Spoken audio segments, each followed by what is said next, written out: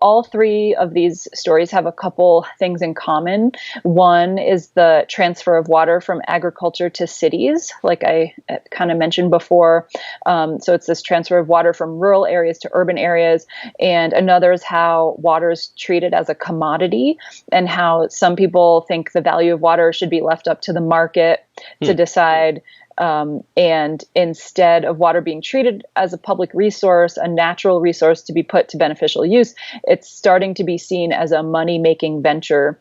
And so in Colorado's Grand Valley, which is just west of Grand Junction, it's kind of between Grand Junction and the Utah state line. There's a New York City-based hedge fund called Water Asset Management that has spent more than $16 million on 2,200 acres of irrigated farmland. And they're doing this presumably because there's money to be made on the water. And one possible path to making money could be through that demand management program, like I mentioned. And they could get paid to send their water to Lake Powell, the water that they're not using to grow crops. And so that's what's happening in Colorado. And then in central Arizona, you have these rapidly growing Phoenix exurbs, which are looking for new sources of water from the Colorado River. And so there's this town called Queen Creek, whose population has increased over 60% since 2010. And they are looking to transfer water from farmland to these new residential developments.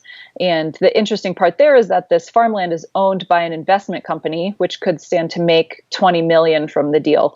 And so the rural farm communities that already use some of this Colorado River water think it's a slippery slope, and they think that if and when water leaves a community, it usually ends up being bad for the community. And then in northern Nevada, Water Asset Management, which is the same company that's buying land in Colorado, they own this farm called Winnemucca Farms that they want to sell a portion of the flood water. They want to capture 300,000 acre feet of floodwater and store it underground and wait for someone to be interested in it, presumably cities.